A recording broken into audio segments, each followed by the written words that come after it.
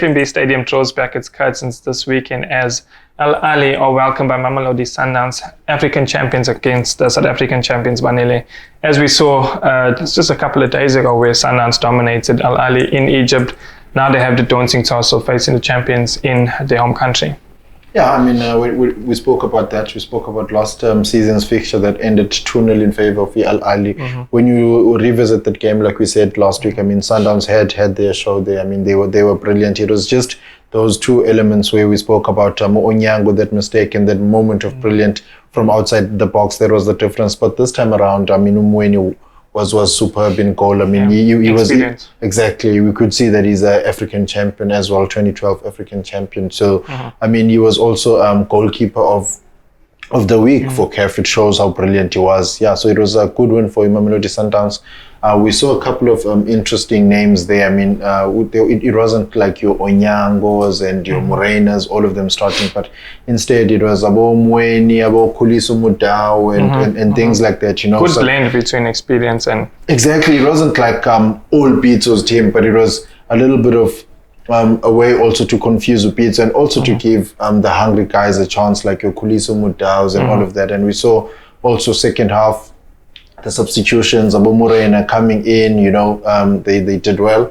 So yeah, it was even about Domingo as well, Domingo starting the game, you know. So it was quite an interesting game. And yeah, the comments also from Coach Manob, I have to say this, after the game, he said, congratulations to Coach Pitso Mosimane. He's the one who won the game because they basically used his players. I think that was a little bit of a jab there. Jab how? Because I mean, Pitso's done that before, hasn't he? Because everyone has been saying they're using Pitso's team. And yeah, Pitso also, he did say that after winning the game last season that he used to run the show alone at his Sundowns and also taking all those jabs. So I think it was just a way of Umangoba to get back to Pitso and get him fired up for this fixture, for him to come all out. So now that he's received the mind games, I mean, I'm sure the message was well delivered and not so well received. But how does he approach it now, having just been beaten a couple of days ago? Yeah, look, I mean, after the game, Pitso did say they're capable of winning in South Africa. They can win. He believes his team can do it. Do you believe them? They are capable, but I don't think they'll do it, to be honest. I mean, they haven't won here in a very long time.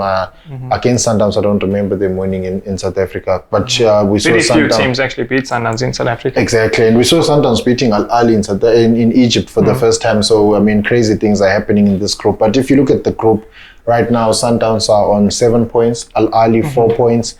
El Merreikh, the dark horse, they're on 4 points. You know, so if Sundowns win and El Merreikh win, El Merreikh will be on 7 and Sundowns will be on 10, Ahly will be on 4. If they draw and El Merreikh win, El Merreikh will be second on 7 and Sundowns will, Ahly will be third on 5 points. So Ahly Lalo just catching the smoke. It's all interesting, you know, and I believe El Merreikh, I mean, both teams are from Sudan and the El Merreikh are the better Sudanian team at the moment.